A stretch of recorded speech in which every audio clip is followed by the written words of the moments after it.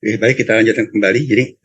Jadi seberapa kualitas kita, bagaimana kita ini yakin menghadap Allah sehingga apa? Terasa Allah itu seperti di hadapan kita. Nah, minimal kita ini yakin bahwa Allah itu sedang melihat kita. Ya, meskipun tadi kita belum merasa, tapi kita ini merasa kita ini diperhatikan oleh Allah. Sehingga apa? Paling tidak kita ini punya adab ketika kita menghadap Allah. Nah, kualitas ihsan inilah yang akan berpengaruh kepada kualitas sholat tadi. Ya. Kualitas bagaimana kita ini menghadap Allah dan bagaimana kita ini direspon Allah. Ya. Kita akan coba lihat kembali ya tingkatan sholatnya. Mungkin sudah kita yang sudah saya bahas pada akhir kajian sholat khusyuk itu mudah ya. Kita biasanya saya akan menutup dengan tingkatan sholat ini supaya kita tahu kita ini akan berjalan ke arah mana, apa yang akan kita capai. Yes. Jadi mungkin kita sudah tinggalkan sholat itu sebagai sholat yang menyiksa kita. Ada orang sholat, tapi rasanya disiksa oleh Allah ya dengan sholatnya. Ya tadi subuh masih ngantuk disuruh subuh, lapar-lapar disuruh sholat zuhur, capek-capek panas-panas disuruh sholat asar, baru sampai rumah maghrib. Sudah ngantuk isya, ya sehingga rasanya sholat itu menjadi sebuah tersiksa dengan sholatnya. Ya. Kemudian tingkat yang berikutnya, ya ini orang yang sudah sadar atas kewajibannya. Ya. Dia sholat karena ada mungkin rasa takut kepada Allah. Tapi, ya karena itu dia melaksanakan sholat dengan sebaik-baiknya. Ya. Cuma, ya dia kalau sholat ingat Allahnya sedikit sekali. Ya. Jadi ya habis takbir ya sudah, dia baca, dia bergerak, tapi dia tidak sadar dengan apa yang dia lakukan. Nah ini secara fikih ya, secara hitung-hitungan kewajiban itu sudah dilakukan dengan benar ya, sehingga gugurah kewajibannya. Ya. Tapi di sini apa?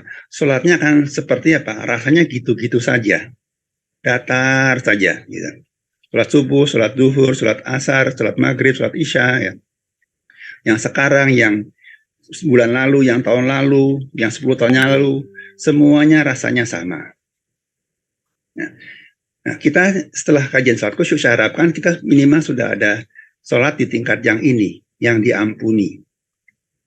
Yaitu apa? Kita sholat dengan baik, rukun-rukunnya kita penuhi, sunah-sunahnya juga sudah kita lakukan. Ya. Kita ini kadang-kadang masih suka ngalamun, tapi kalau kita sadar kita ngalamun, kita coba kembali ke Allah. Kembali ingat kepada Allah. Kembali berdialog kepada Allah. Nanti mungkin ngalamun lagi, pikiran kemana-kemana lagi, tapi begitu ingat, kita kembalikan lagi ke Allah. Jadi, sholat ini ada perjuangan ya untuk melawan apa? Lamunan kita, melawan godaan setan. Ya. Di sini kita sudah bisa merasakan ya, sholat itu seperti ada naik turunnya. Kadang khusyuk, kadang tidak khusyuk, kadang khusyuk, kadang tidak khusyuk. Sudah ada perbedaan dibandingkan dengan yang di bawahnya ini. Kalau di bawahnya ini datar terus, ya karena nggak khusyuk terus itu. Dia tidak tahu seperti apa khusyuknya. Nah di sini sudah mulai merasakan. Ya jadi begitu dia lupa Allah, dia akan terasa di sholatnya. Oh, kok sholatku kayaknya hampa gitu. Nah, dia akan perbaiki, dia sadarkan kembali, ya dia ingat Allah kembali, dia khusyuk kembali. Nanti konsentrasinya hilang, ya pikirannya mulai ngelamun lagi. Tapi dia akan sadar, karena apa? Sholatnya jadi kok nggak enak. Nah, jadi ada naik turunnya. Ya, naik turun dalam sholatnya, sudah bisa merasakan itu. Nah, sini ini harusnya ini mudah ya. Sepanjang kita betul-betul niat ke Allah, ya. Sepanjang kita terus menjaga kesadaran kita ke Allah, kita pasti bisa di sini. Ya, tiap orang beriman akan bisa di sini. Nah, naik lagi ya. Di sini sholatnya sudah lebih enak lagi karena apa? Sudah bisa merasakan dialog dengan Allah, sudah bisa merasakan nikmatnya sholat. Kita membaca Al-Fatihah, sudah ada serseran dalam bacaan kita. Gampangnya seperti itu ya. Kerasa itu kita sholat itu seperti dijawab Allah. Ada sambutan Allah, ada rasa tenang, ada rasa bahagia yang bisa kita rasakan. Kalau kita punya masalah, kita sholat, seperti ada ketenangan yang diturunkan, ada petunjuk yang kita rasakan, ya. Jadi nikmat di sini salatnya, ya. Nah, ini yang coba kita raih ke sini. Nah, nanti kita coba lihat lagi di sini apa yang butuhkan. Waktu kita ini berdialog dengan Allah, itu betul-betul dialog yang keluar dari hati. Ya, betul-betul apa ya? Kita mengucapkannya sepenuh hati kita, bukan cuma sadar saja, tapi ada emosi di situ, ada kecintaan sama Allah di situ, ada rasa takut sama Allah di situ, gitu loh. Jadi sudah mulai ada hubungan pribadi antara kita dengan Allah, hubungan batin dengan batin. Nah, tingkat yang paling atas ini adalah sholat itu betul-betul disambut Allah. Kita ini seperti diajak Allah mendekat kepada dirinya, ya, karena kita pun sholat seperti apa, mempersembahkan sebuah hadiah, ya, yang paling baik dalam yang bisa kita lakukan kepada Allah. Di sini ini sudah bukan lagi menyangkut masalah teknis, ya, tapi tergantung kepada Allahnya. Allah itu suka atau tidak dengan kita. Ya, kalau kita ini ada maksiat aja, meskipun sedikit ukuran kita sekarang gitu ya, tapi begitu Allah tidak suka, kita tidak akan mampu mencapai tingkat ini. Ya. Jadi tingkat ini adalah betul-betul perlu suatu amal soleh, ya, sebuah ketakwaan, sebuah kecintaan, betul-betul ingin menghadap Allah sehingga Allah betul menyambut sholat kita dan mendekatkan kita kepada dirinya. Ya, ini tadi ini sesuatu yang perlu kita lakukan dengan sebaik-baiknya. Ya. Nah, inilah yang perlu kita lakukan, ya, supaya kita naik itu seperti apa, ya, supaya kita bisa perlahan-lahan, ya, maupun cepat, ya, juga bisa ke tingkat yang lebih tinggi. Ya. Apa yang kita perlukan untuk bisa naik ke tingkat yang lebih tinggi ini? Ya. Kita yang perlukan yang paling dasar adalah, ya, setelah yang tadi ihsan itu adalah, ya, iman, ya. Qad aflaha mu'minun allazihum fi salatihim khasyi'un. Sungguhnya beruntunglah orang-orang yang beriman, yaitu orang yang di dalam salatnya mereka khusyuk. Ya. Khusyuk merupakan salah satu ciri orang beriman. Artinya setiap orang beriman harusnya salatnya khusyuk.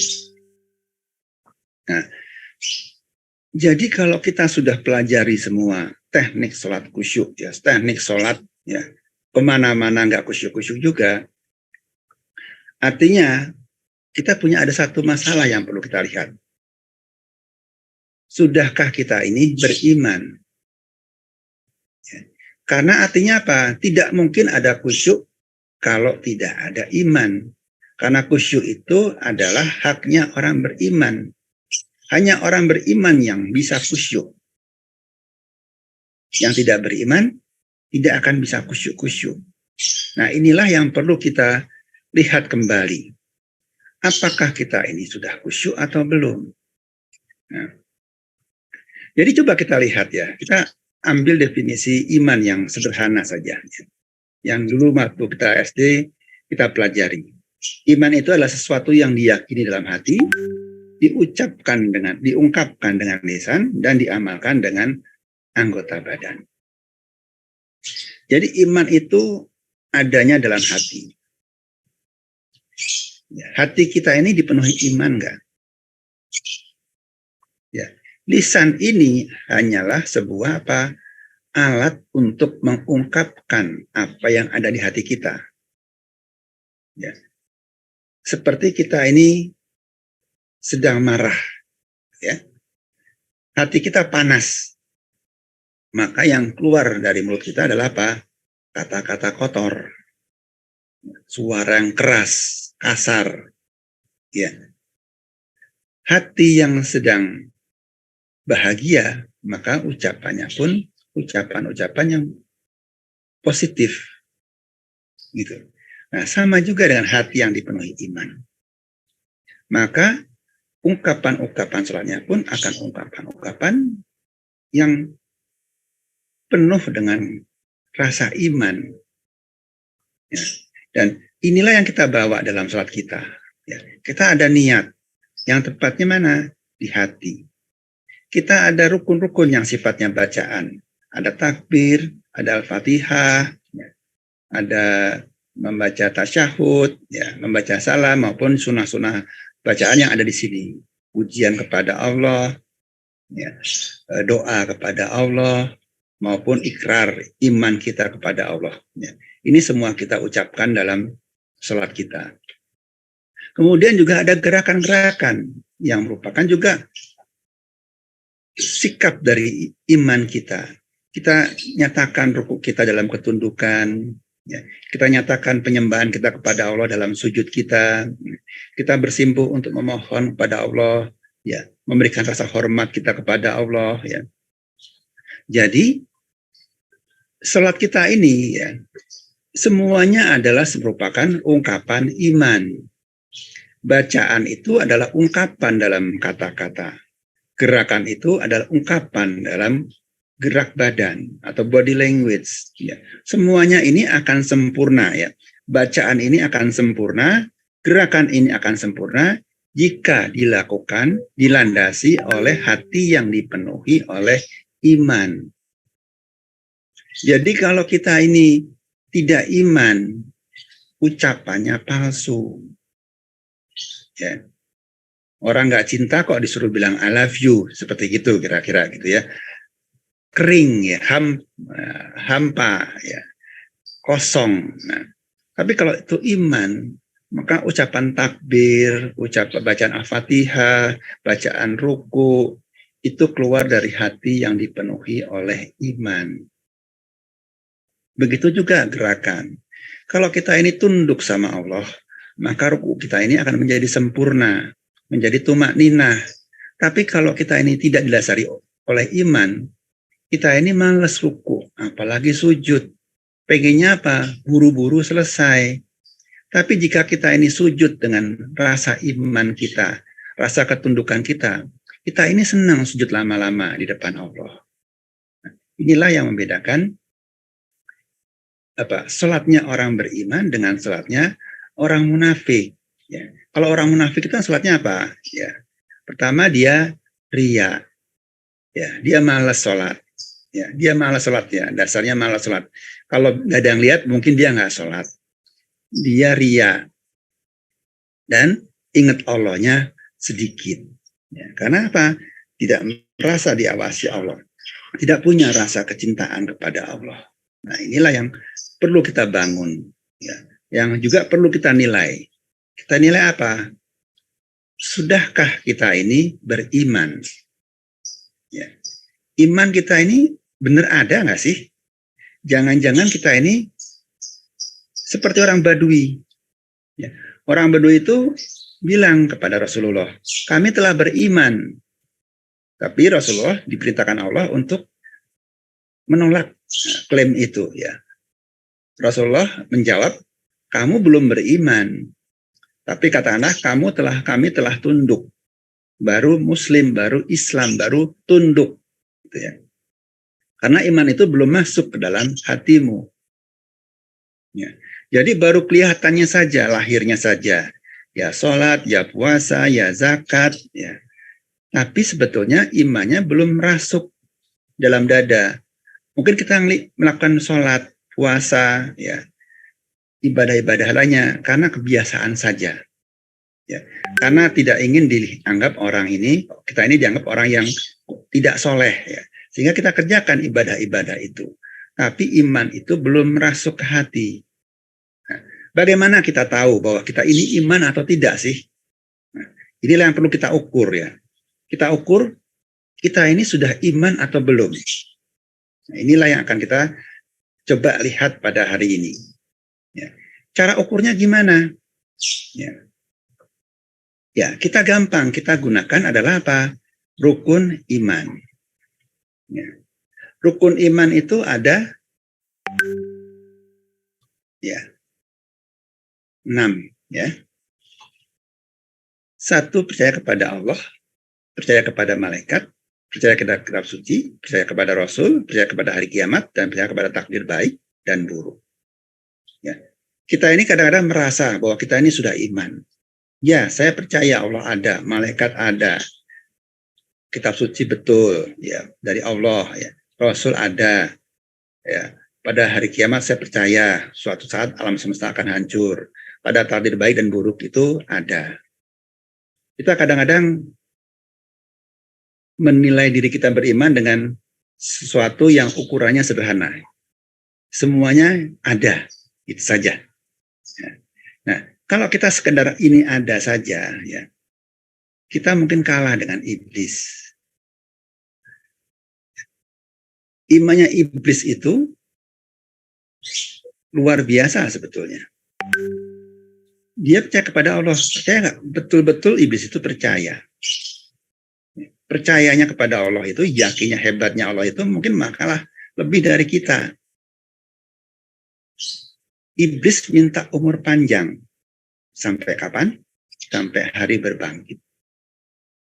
Sampai hari kiamat nanti. Kita yakin nggak bisa umur 100 tahun? Coba minta kepada Allah umur 100 tahun aja. Kita kadang-kadang sudah ragu-ragu. Iblis untuk menggoda manusia berdoa minta kekuatan pada Allah. Buat maksiat pun iblis minta kekuatan Allah. Ya. Nah, makanya kita kadang-kadang susah melawan godaan setan dan iblis ya. Iblis pakai kekuatan Allah, ya. Kita minta tolong kalau ada masalah ke dukun, ke orang pinter. Nah, ini wah kalau kacau gitu lah ya, gitu. Nah, percaya nggak pada malaikat? Iblis itu ya satu majelis dengan malaikat. Ketika Allah perintahkan kepada para malaikat, sujudlah kamu kepada Adam, ya, semuanya sujud kecuali iblis. Artinya apa? Iblis berada di antara para malaikat. Jadi kenal ya, berteman lah gitu, satu angkatan dengan malaikat. Kita ya, nggak pernah melihat, nggak pernah ketemu.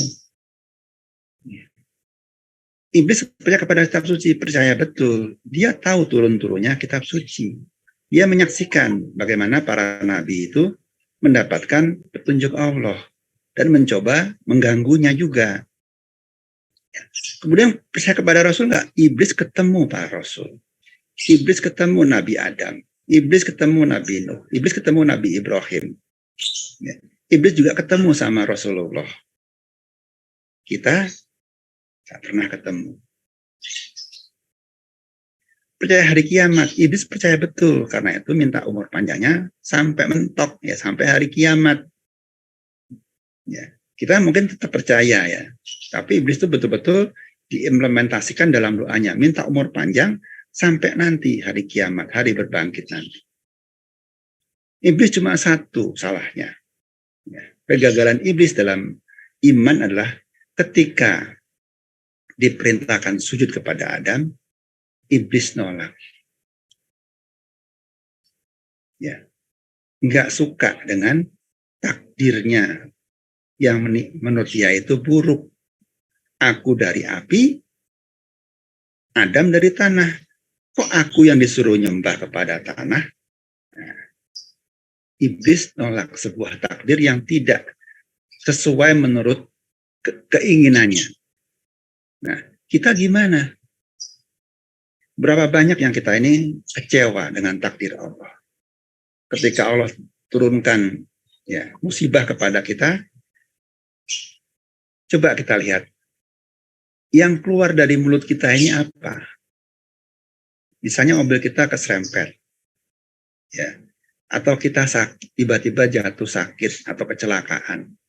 Kira-kira yang keluar dari mulut kita ini apa? Ya. Apakah yang di sebelah sini kata-kata kotor, anjing lu, setan, babi, sialan, brengsek, atau kalimat-kalimat iman, astagfirullah, subhanallah, Allahu akbar, innalillahi wa inna ilaihi rajiun, atau malah alhamdulillah ala kulli hal. disinilah akan kelihatan hati kita ini dipenuhi iman atau tidak. Kita ini bisa menerima takdir Allah atau tidak. Ya. Banyak dari kita gagal atau kelihatan ya, iman atau tidaknya ini adalah ketika musibah. Ada matan Allah kok nggak adil sih? Aku sudah sholat, aku sudah sedekah, ya, aku sudah mengumrohkan banyak orang, kok aku sakit? Aku sedekah banyak, kok usaha aku bangkrut? Ya. Jadi begitu ada musibah, yang salah Allah. Sama dengan iblis mengatakan, aku lebih baik darinya. Aku dari api, dia dari tanah. Nah, apa bedanya kalau kita komplain sama Allah itu? Membangkang sama Allah. Ya, kadang-kadang pembangkangan ini diucapkan dalam bentuk apa? Doa. Ya, ya Allah, ya, ya, kok aku sakit sih ya Allah? Gitu kan. Aku kan sudah sedekah, ya. Aku kan sudah banyak orang, aku kan sudah aktif di majelis taklim. Tapi kenapa aku sakit ya Allah? Kok Allah nggak adil sih? Ya. Kadang-kadang kita keluar kalimat itu. Beri aku kesehatan ya Allah. Nah, jadi komplain ya, minta tapi komplain. Diawali dengan komplain. Artinya apa? Tidak terima dengan takdir Allah itu. Ya. Ini yang perlu kita sadari. Ini akan mudah sekali kelihatan kalau ketika terima musibah tadi. Kelihatan kualitas iman kita. Kita ini iman atau enggak iman. Nah, kembali kepada tadi ini. Iblis cuma satu salahnya. Nolak takdir buruk. Satu rukun iman gugur. Yang namanya rukun, gugur satu, gugur semua. Begitu dia tidak terima dengan takdir, artinya apa? Dia juga tidak yakin dengan yang punya takdir.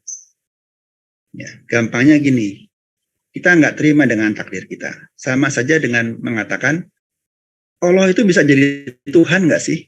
Bisa ngatur alam semesta nggak sih? Kan kira-kira seperti itu. Kita mempertanyakan ya kompetensi Allah sebagai Tuhan. Ya. Jadi ya gugurlah semua rukun salat kita, rukun iman kita. Iman kita gugur gara-gara satu hal. Nah, ini yang perlu kita hati-hati betul. Ya. Jaga jangan sampai kita ini apa berkeluh kesah dengan takdir. Ya. Berkeluh kesah dengan musibah kita. Yang disebut musibah itu apa sih? Betulnya. Ya. Yang kita sebut musibah itu apabila ya, takdir yang Allah tetapkan, kejadian yang Allah tetapkan itu tidak seperti yang kita harapkan. Ya. Kita pengennya kaya, ternyata miskin. Kita pengennya sehat, ternyata sakit. Kita pengennya aman, ternyata apa? Ada COVID. Ya. Kita pengennya disayang banyak orang, banyak teman, tapi sering dibully. Kita pengennya ganteng, tapi wajah kita jelek, kulit kita hitam, hidung kita pesek, gitu kan. Nah, jadi begitu ada perbedaan antara keinginan kita, harapan kita dengan takdir yang Allah tetapkan, keadaan yang kita hadapi sekarang ini yang kita sebut sebagai musibah. Ya kita sama orang Cianjur, pengennya hidupnya tentram, kan didamai di pegunungan, di desa gitu ya. Tiba-tiba gempa, tanah longsor, bangunan ambruk. Ya. Ini sesuatu yang tidak diinginkan ya, oleh mereka maupun oleh kita semua, siapapun tidak ingin menghadapi semua itu. Ini kita sebut sebagai musibah. Nah, sekarang kita tinggal bagaimana kita ini menghadapi musibah ini. Ya. Apakah kita ini menolak atau kita ini bisa bersabar, bisa menahan diri. Ya. Jadi kita lihat ya, ketika ada perbedaan tadi antara takdir dengan harapan kita, ya, apa sih yang perlu kita lakukan? Sabar. Ataupun biasanya kita ini menahan diri dari tidak berkeluh kesah, menahan diri dari sedih, ya, menahan diri dari rasa marah, ya. Kita tahan diri kita ini. Ya. Tapi kalau kita pakai cara ini, ya, kalau tadi ini perbedaan ini besar atau perbedaan ini tidak nyambung juga, tidak mengecil juga, mungkin lama-lama kita ini nggak tahan. Ya. Kita mungkin sakit sehari, 2 hari, kita bisa sabar. Ya. Tapi begitu sakitnya seminggu, 2 minggu, ya, bukannya malah baik, malah tambah sakit gitu ya. Lama-lama apa? Kita hilang kesabarannya. Ya. Jika ini makin lama makin besar gitu ya, makin menjauh, makin beda, ya. Nah, kita ini kadang-kadang apa? Tidak mampu menahan perbedaan antara harapan dengan kenyataan. Begitu ini tidak mampu, ya, habis kesabarannya, ya, pecah kesabarannya, maka yang muncul apa? Rasa marah, rasa sedih, ya, putus asa, rasa takut, ya. Jadi perasaan yang tidak baik semuanya, ya, yang membuat apa? Orang bisa depresi, orang bisa bunuh diri, ya, karena tidak mampu menahan perbedaan yang semakin lama mungkin semakin besar atau tidak selesai-selesai. Nah, inilah yang perlu kita perhatikan, ya. Seberapa sih kita ini bisa menerima takdir Allah. Ya. Apa sih yang perlu kita lakukan agar kita ini bisa bersabar? Ya. Kita baca ayatnya dulu. Dan sungguh akan kami berikan cobaan kepadamu dengan sedikit ketakutan, kelaparan, kekurangan harta, jiwa, dan buah-buahan. Dan berikanlah berita gembira kepada orang-orang yang sabar. Siapa orang yang sabar itu? Yaitu orang yang apabila ditimpa musibah, mereka mengucapkan inna lillahi wa inna ilaihi raji'un. Ya. Jadi Allah ini kadang memberikan kita cobaan. Ya. Cobaannya apa sih? Sedikit ketakutan, kelaparan, kemiskinan, kematian, ya, dan juga makanan, ya, buah-buahan, panen kita, bisnis kita, usaha kita, tiba-tiba diambil, dicabut, jadi bangkrut, ya, jadi turun, nggak laku, ya, ataupun nggak dapat makanan, ya. Jadi ada banyak di sini yang bisa Allah ambil dari kita, ya, yang Allah berikan berupa tadi kemiskinan, ya, kelaparan, kematian, ya, ini yang membuat kita ini menjadi sedih. Tapi pada peristiwa ini juga Allah berikan sebuah kabar gembira. Ya, siapakah yang mendapat kabar gembira itu? Ya, siapakah yang bisa menangkap kabar gembira ini? Yaitu orang-orang yang sabar. Orang yang mengatakan ketika kena musibah, inna lillahi wa inna ilaihi raji'un.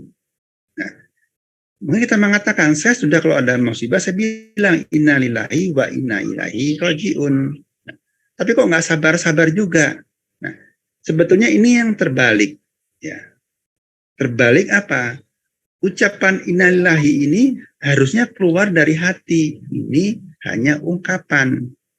Ketika saya kena musibah, saya ridho dengan musibah itu. Ya.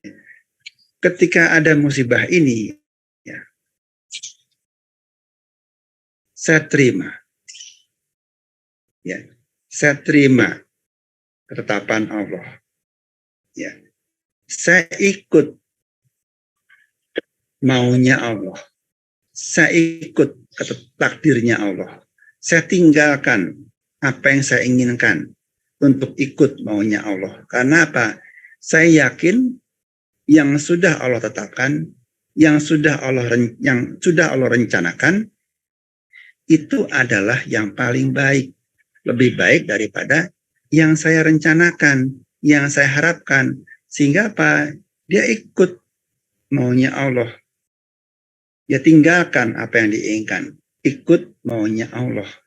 Nah, kalau seperti ini, tidak ada perbedaan keinginan antara kita dengan Allah.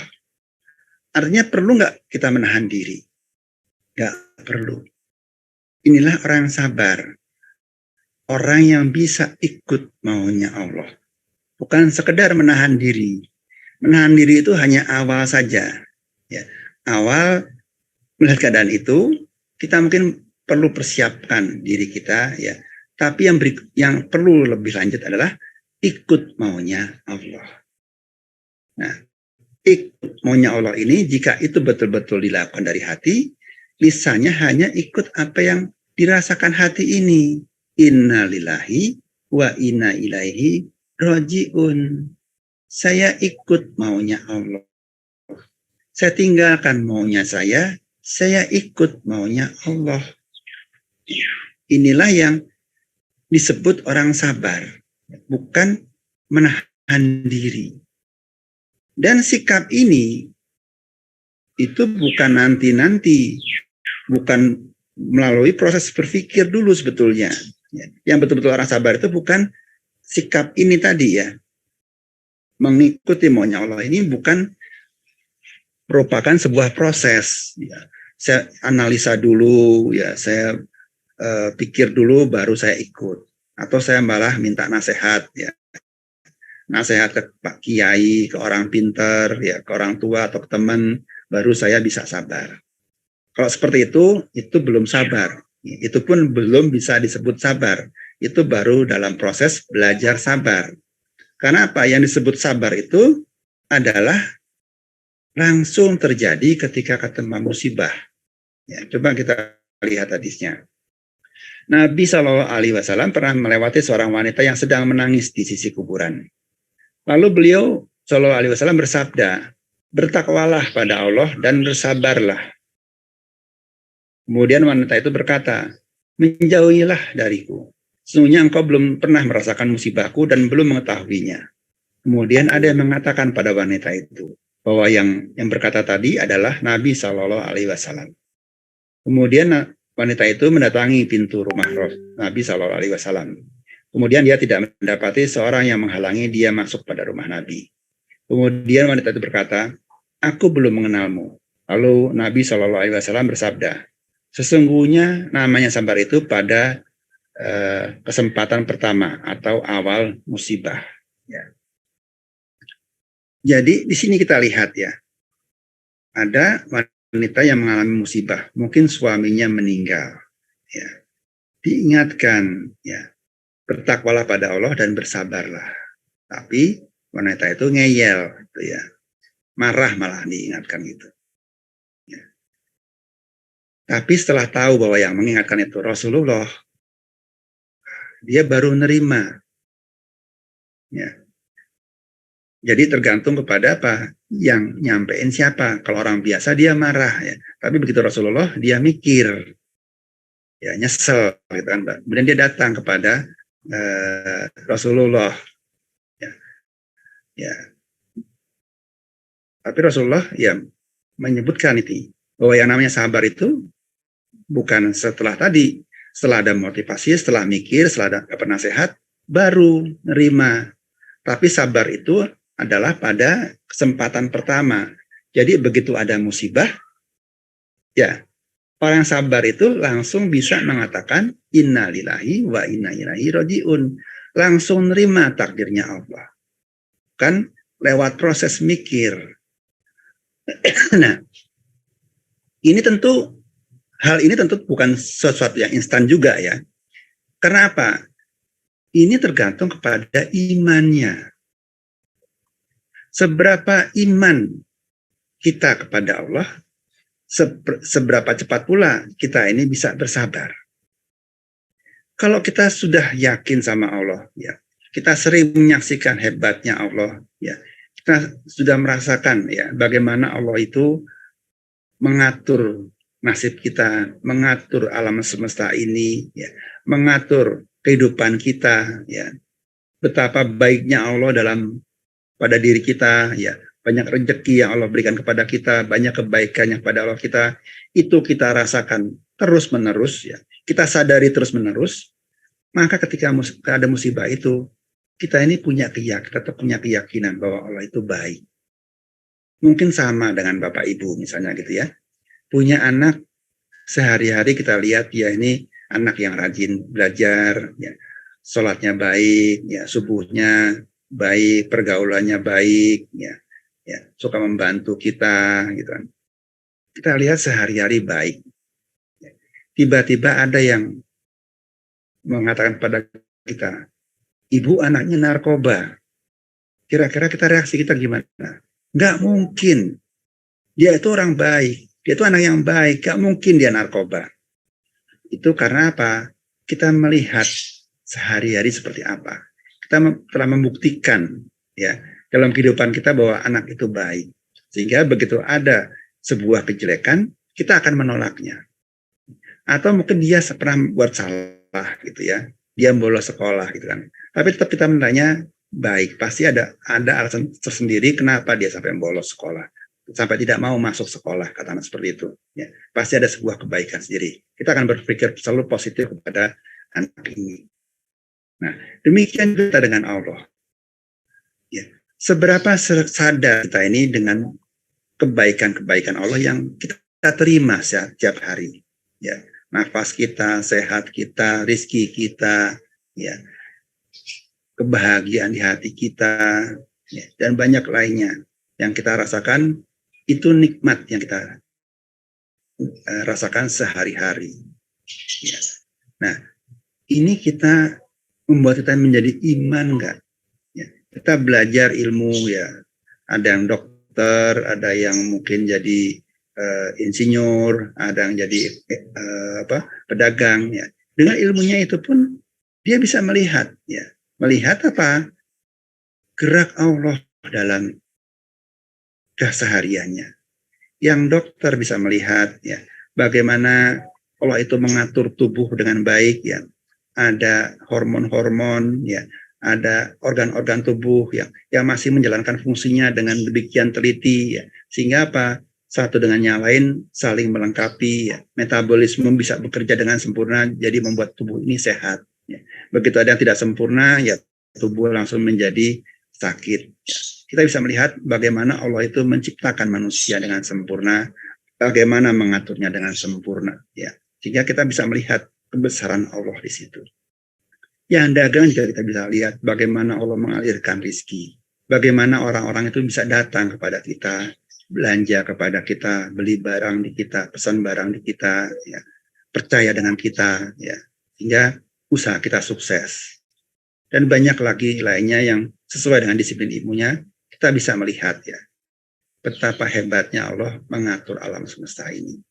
Sehingga ketika kita menghadapi musibah, kita langsung berpikir positif. Pasti ada sebuah kebaikan di balik musibah ini.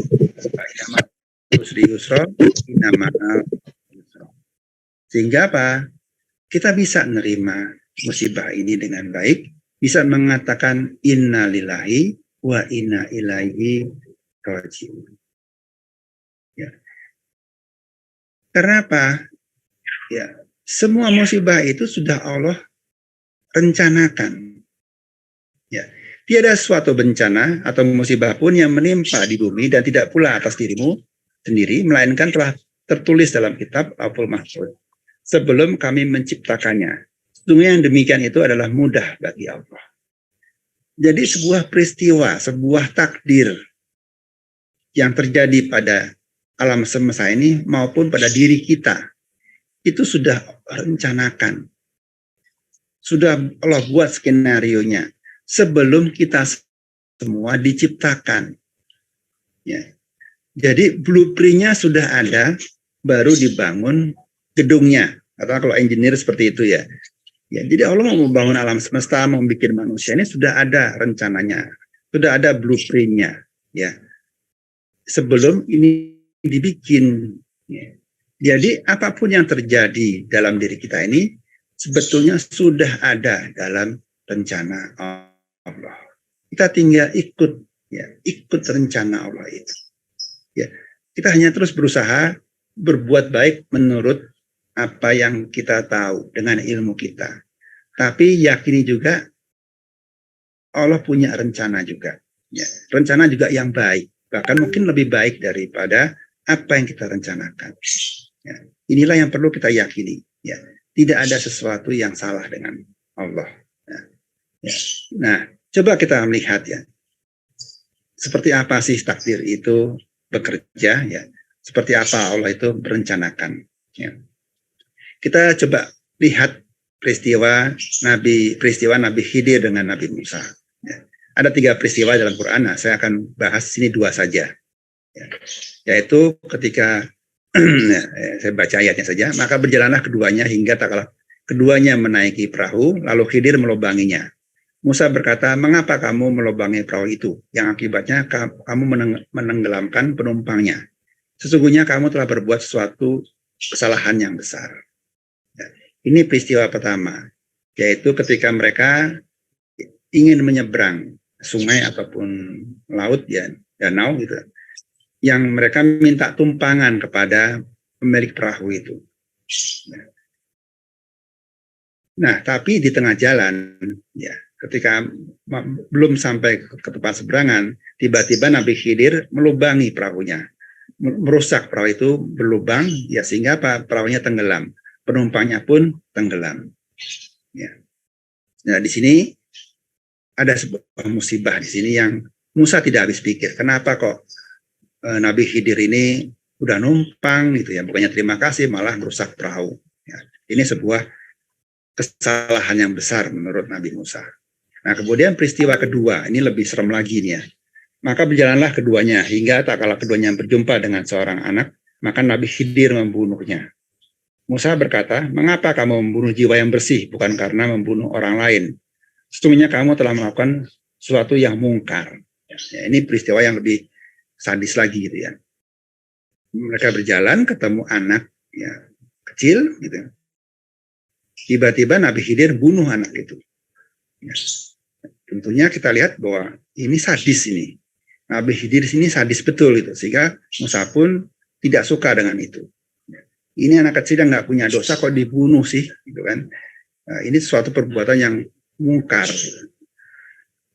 Nah, coba kita lihat ya, kenapa peristiwa ini terjadi? Ya. 2 peristiwa ini adalah musibah. Yang pertama, ya ini menjadi musibah bagi tukang perahunya, ya. Perahunya menjadi rusak. Juga buat penumpang lainnya jadi tenggelam, tapi mungkin tidak mati di sini. Sementara yang di sini ya ada jiwa yang diambil, ada kematian akibat pembunuhan. Ya. Yang tentu ini menjadi musibah bagi orang tuanya. Anaknya meninggal, dibunuh orang. Ya, kalau kita ngalami ini tentunya kita juga pasti sangat sedih gitu. Shock mungkin gitu ya. Nah, coba kita lihat bagaimana ini terjadi. Ya. Yang pertama ya, Nabi Khidir dan Nabi Musa naik perahu. Ya. Seharusnya ya kita anggap saja ini dalam bayangan kita gitu ya. Ada orang naik perahu dapat tumpangan gratis. Ya. Mestinya kan bayar naik perahu itu. Atau kalau nggak bisa bayar ya bantulah yang ngangkatin barang penumpang untuk naik perahu ya, bersih perahu ya. Ada bantuan tenaga lah yang bisa dikeluarkan. Atau paling enggak ini kan ucapan terima kasih deh, sudah dapat tumpangan. Tapi yang terjadi apa? Perahunya dirusak. Ya. Perahunya malah dilobangin sehingga apa? Bocor tenggelam. Nah, ini yang kita lihat sebagai musibah. Harapan kita di sini yang terjadi adalah di sini. Tapi coba kita lihat ya, apa yang terjadi jika masing-masing ini berjalan seperti yang diharapkan ya. Kalau perahu itu tidak dirusak, maka perahu itu akan apa? dirampas oleh raja yang zalim, ya, yang sudah menunggu, ya, perahu-perahu yang bagus dirampas. Jadi artinya apa? Kalau terjadi, maka perahunya hilang total karena sudah dirampas oleh raja tadi. Tapi perahunya dirusak. Ya. Rusak itu kan cuma lobang, ada lobang-lobang tertentu lah ya. Nah, lobang ini kan masih bisa ditambal nantinya, bisa diperbaiki. Jadi perahunya tidak rusak, tidak hilang, hanya perlu memang tenaga dan biaya untuk memperbaiki ini. Tapi tidak hilang total. Mana yang kita pilih?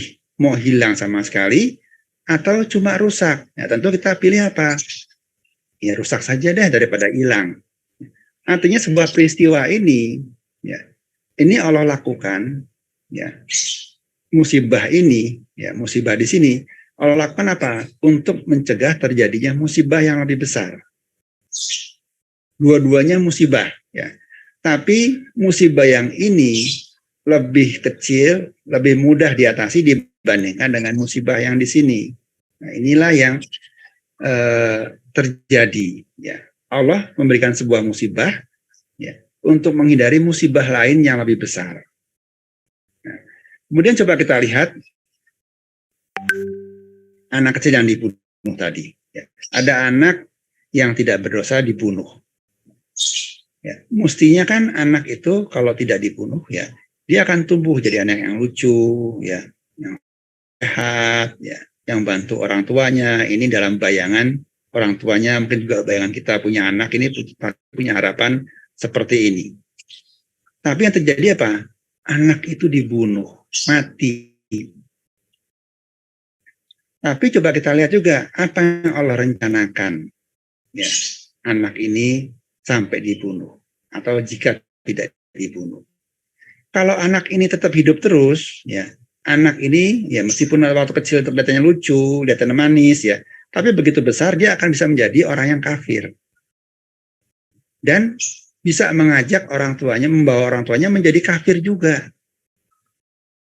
Ya, ini kalau takdir yang ini diteruskan ujungnya seperti ini kalau dia tidak.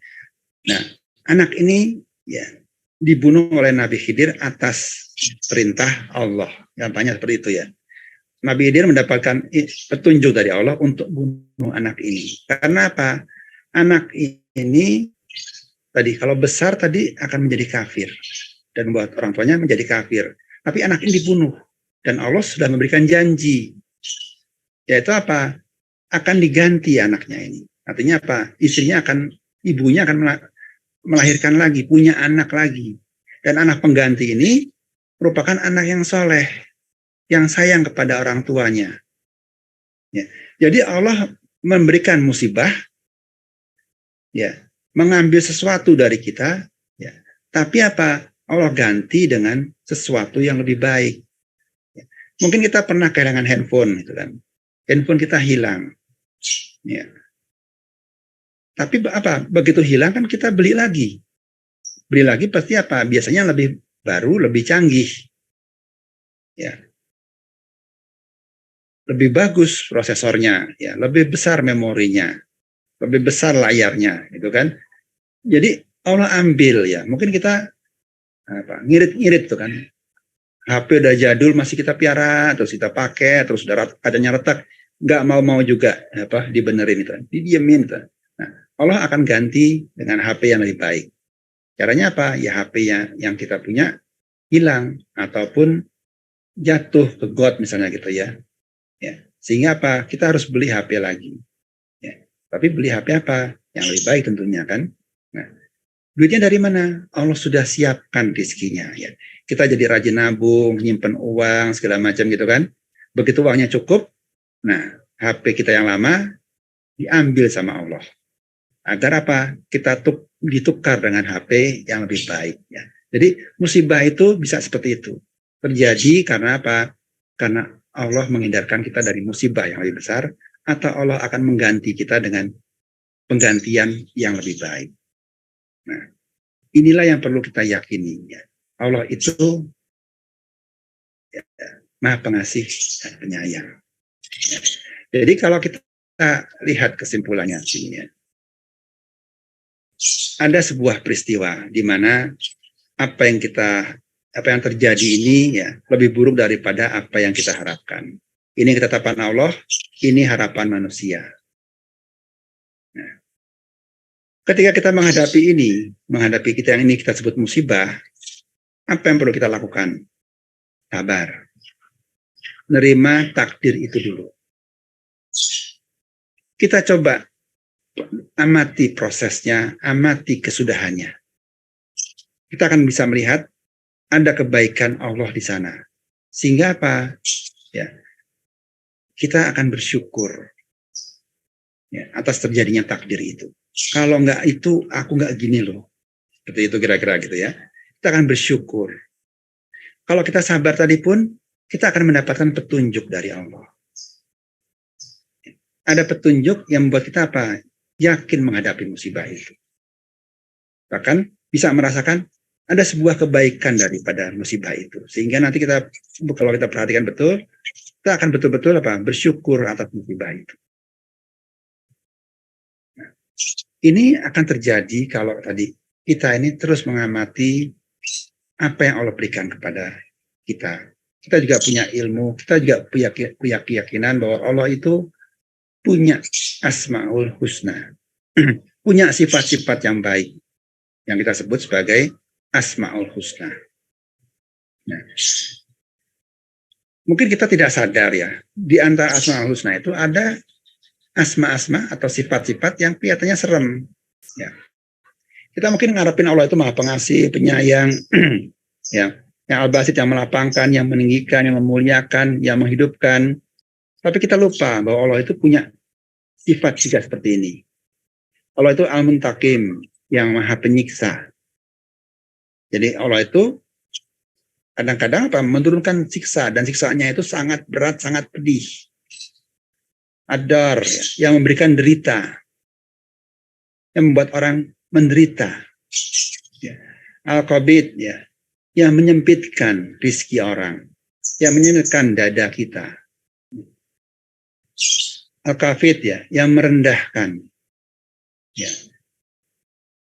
Al-Muzil, yang menghinakan. Kadang-kadang Allah itu membuat kita ini dalam keadaan terhina. Al-Mumit, yang mematikan. Nah, kita pengennya Allah itu di sini terus ya. Padahal Allah juga punya sifat ini. Ya, saudara kita di Cianjur sedang dikasih derita, dikasih siksa, sedang disempitkan rezekinya. Ya. Nah, tapi kita harus sadar, sifat-sifat ini semuanya adalah apa? Kalau dilekatkan kepada Allah, ini menjadi baik karena apa? Asmaul Husna. Ya. Ini merupakan Asmaul Husna. Allah berikan ini karena dalam rangka sifatnya yang paling utama, yaitu apa? Ar-Rahman Ar-Rahim. Ada sebuah kebaikan yang Allah turunkan dalam musibah ini.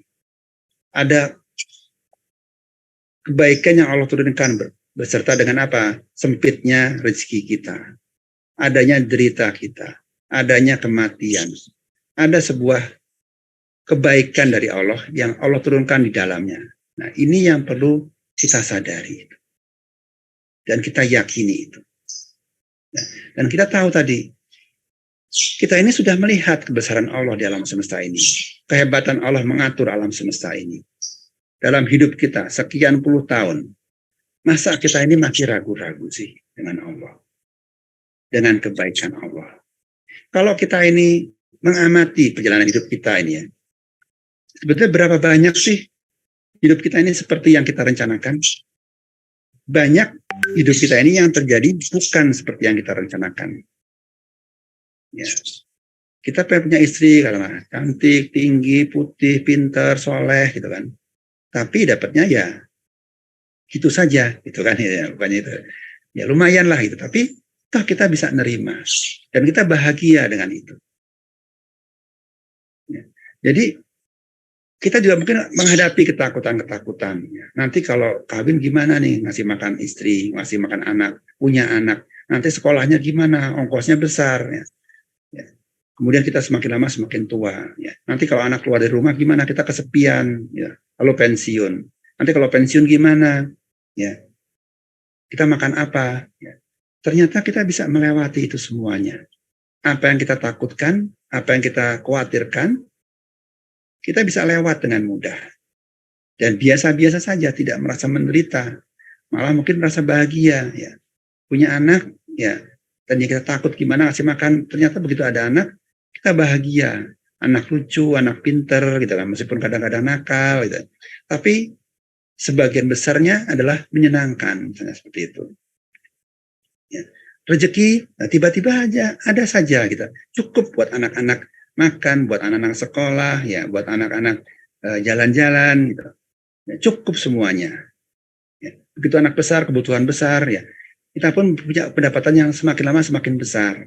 Sehingga cukup lagi. Jadi apa yang kita takutkan dalam hidup kita ini, ternyata begitu kita lewati, ya tidak ada apa-apanya. Semuanya terjadi dengan baik-baik saja. Ya. Nanti kita sakit, ya tinggal nanti kita terima atau enggak. Kalau kita tidak terima, ya akan terasa sakit. Ya. Tapi kalau kita terima, ya biasa saja nanti. Mungkin sakit, mungkin nggak enak, tapi ya nggak apa-apa. Tapi begitu kita ngotot dengan tadi, keinginan kita harus gini, ya. Kita harus kaya. Nah, kalau nggak kaya, saya nggak bahagia. Ya dia tidak akan bahagia. Ya. Tapi begitu dia, oke, saya tidak kaya-kaya amat seperti yang saya harapkan, tapi saya coba, saya ikuti, saya terima. Ya, saya terima hidup saya seperti ini. Nanti dia akan bahagia. Ya. Punya Avanza misalnya. Ya nikmati Avanzanya. Jangan terus mikir, harus Innova. Nah, kita akan tersiksa dengan yang kita punya. Demikian juga pada saat badan kita sakit. Ya. Kita terima dulu. Ya. Kita nikmati, ya. Kita terima saja apa yang Allah tetapkan. Saya sedang sakit. Ya. Mudah-mudahan ini menjadi penghapus dosa saya. Ya. Mudah-mudahan ini juga menjadi jalan rezeki, ya, bagi dokter, bagi perawat, ya, bagi apotek, ya, bagi toko pabrik obat. Ya. Ini jalan rezeki. Kadang-kadang memang rezeki itu gantian. Ya, ya, ada dokter berdoa, ya Allah kasih aku rezeki. Ya. Lalu akan terjadi, ada orang sakit, datang ke dokter berobat. Satu orang dapat musibah, tapi yang lain dapat nikmat. Nanti yang sakit juga berdoa, ya Allah aku sakit, ya Allah butuh biaya berobat yang besar, ya Allah beri aku rezeki. Nah, orang ini punya bengkel, Allah kasih dia rezeki. Lewat apa? Ya ada orang tabrakan, ya tabrakan atau mobilnya keserempet, dia datang ke bengkel itu minta benerin mobil, dia dapat rezeki. Jadi kadang-kadang kita ini dalam posisi apa? Ya, yang mendapatkan musibah. Ya. Tapi beserta musibah itu, ya banyak orang juga mendapatkan kenikmatan. Mungkin termasuk diri kita sendiri. Untuk apa? Untuk mendapat kenikmatan yang lebih besar nantinya. Ya, seperti tadi, anak diambil, dia akan dapat ganti yang lebih baik. Nah, kita terima ini. Ya. Terima saja keadaan. Ya. Sakit ya terima sakit. Hiduplah dengan keadaan sakit itu. Ya. Seperti apa ya misalnya, ya kalau jantung misalnya gitu, sakit jantung ya coba kurangi aktivitasnya. Jangan seperti orang yang sehat jantungnya. Kurangi aktivitasnya sesuai dengan kemampuan jantungnya. Ya. Nanti yang sakit lain lagi, ya istirahat dulu sampai sembuh. Ya. Nanti setelah sembuh, ya kembali lagi beraktivitas seperti semula. Jadi kita tinggal menyesuaikan diri kita dengan takdir Allah seperti apa. Kita terima. Dan kita jalani takdir itu dengan sebaik-baiknya. Ya. Sehingga kita akan bisa merasakan, bisa menangkap tadi kebaikan-kebaikan Allah. Nah, jadi kembali kepada takdir ini, kenapa sih kita ini setelah melihat kebesaran Allah, ya, setelah merasakan ya, peran Allah dalam hidup kita, kok nggak iman-iman juga sih? Ya. Nah inilah yang perlu kita pertanyakan kepada diri kita. Dan apakah mereka tidak memperhatikan kerajaan langit dan bumi dan segala apa yang diciptakan Allah? Dan kemungkinan telah dekat waktu kebinasan mereka. Lalu berita mana lagi setelah ini yang mereka percaya? Jadi kalau kita sudah melihat ya, sudah akan kebesaran Allah yang terpampang di alam semesta, yang terhampar di bumi, bahkan yang ada dalam diri kita sendiri. Bagaimana kita bernafas, bagaimana pencernaan kita bekerja, ya, bagaimana jantung kita berdetak. Kalau semua itu tidak membuat kita ini yakin sama Allah, terus mau contoh ya, mau bukti seperti apa lagi? Jadi setelah kita ini kalau sudah melihat semua itu, sudah menyaksikan semua itu, terus tetap aja gak yakin sama Allah, ya gampangnya kalau di sini ya siap-siap saja mati kafir. Terus mau cara seperti apa lagi sih yang perlu Allah tunjukkan kepada kita? Padahal setelah demikian hebatnya, sedemikian dasarnya, tanda-tanda kebesaran yang sudah Allah tunjukkan kepada kita. Tanda-tanda kasih sayangnya yang sudah Allah berikan kepada kita. Kok nggak percaya juga? Mau cara apa lagi sih? Ya, kita harus sadar itu. Mau cara apa lagi? Kalau kita ini nggak iman juga, nggak yakin juga dengan kebaikan Allah. Begitu ada takdir buruk, kita nyalain Allah, nggak mau terima dengan takdir itu. Nah, disinilah pentingnya iman. Iman ketika kita menghadapi takdir buruk. Karena apa? Ketika kita iman ini, maka kita bisa menangkap petunjuk dari Allah. Tidak ada suatu musibah pun yang menimpa seseorang kecuali dengan izin Allah. Dan barang siapa yang beriman kepada Allah, niscaya dia memberikan petunjuk kepada hatinya. Dan Allah mengetahui segala sesuatu. Jadi begitu kita percaya sama Allah nih, punya husnuzon kepada Allah, kita tepis ya prasangka kita kepada Allah dengan mengucapkan subhanallah. Gak ada yang jelek dari Allah, gak ada yang salah dari Allah, gak ada yang keliru dari Allah, gak ada keburukan dari Allah, semuanya baik. Kalau kita yakin itu, kita terima takdir Allah itu, kita yakin dengan kebenaran Allah, niscaya Allah berikan petunjuk kepada hati kita. Hati kita yang tadinya sempit, mungkin dengan musibah itu dilapangkan Allah. Musibahnya tetap ada, tapi kita ini tidak membuat dada kita sesak. Bisa nerima, bisa lapang. Dan beserta itu pula apa? Terus akan Allah tunjukkan kepada kita, akan dituntun kita pada jalan untuk keluar dari musibah itu. Untuk menemukan kebaikan-kebaikan yang Allah berikan bersama dengan musibah itu. Fa inna ma'al usri yusra, inna ma'al usri yusra. Jadi begitu kita iman sama Allah, kita bisa melihat ya dan mengambil kebaikan-kebaikan yang Allah berikan bersama dengan musibah itu. Jadi ada musibah, kita tidak fokus kepada jeleknya. Kita coba lihat, kita coba cari kebaikan-kebaikan apa yang Allah berikan dalam musibah itu. Sehingga kita tidak menjadi susah, tidak menjadi depresi, dan cepat keluar dari musibah itu. Nah, inilah yang perlu kita lakukan. Begitu ada musibah, sabar dulu. Terima dulu. Mudah-mudahan Allah berikan petunjuk sama itu. Petunjuk apa? Coba kita kemudian sholat. Ya. Sholat minta tolong sama Allah. Jadi kita punya dua alat untuk minta pertolongan kepada Allah. Sabar dulu. Kemudian apa? Kita sholat. Agar tadi dituntun sama Allah. Dapat petunjuk Allah dalam menghadapi musibah. Kita ucapkan siratal mustaqim, ihdinas siratal mustaqim. Kita minta dituntun sama Allah. Ya. Dan inilah yang kita bawa dalam sholat kita. Iman kita kepada Allah. Iman kita ungkapkan dalam sholat kita. Baik ketika ada musibah maupun tidak ada musibah. Ya. Jadi menghadapi musibah ini tanda iman. Ya. Tinggal kalau kita sudah iman sama Allah ini, inilah tinggal kita keluarkan. Apalagi ketika kita kena musibah. Kita yakin dengan kebaikan Allah, yakin dengan kekuasaan Allah, kehebatan Allah, maka kita bisa gunakan musibah ini untuk membawa kita sholat dengan lebih khusyuk. Ya. Jadi ketika kita mengucapkan Alhamdulillahirabbil alamin,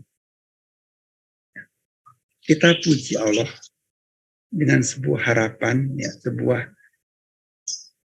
kesaksian Allah itu memang hebat. Semua alam memujinya. Ar-Rahmanir-Rahim. Allah itu baik, sangat baik, penuh kasih sayang kepada hamba-hambanya. Ya. Mudah-mudahan kebaikan Allah ini menuntun kita untuk keluar dari musibah ini, untuk bisa mendapatkan nikmat yang lebih baik lagi setelah musibah ini.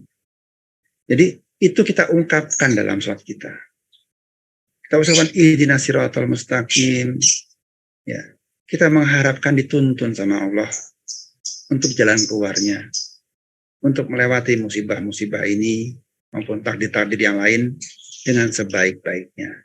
Tidak keliru, ya, tidak tersesat, tidak menjadi depresi, tidak menjadi bingung, sehingga Allah berikan saya keyakinan, diberikan petunjuk sehingga saya yakin dengan masa depan saya. Nah, inilah yang perlu kita bawa. Kalau kita punya iman ini, ya, sudah terbukti iman kita ini dengan menghadapi musibah, ini yang tinggal kita keluarkan dalam sholat kita. Ucapan-ucapan ini adalah ucapan yang keluar dari iman. Allahu Akbar. Karena keyakinan saya tentang kebesaran Allah. Subhana Rabbiyal Azim. Subhana Rabbiyal A'la. Saya catakan ketundukan saya kepada Allah.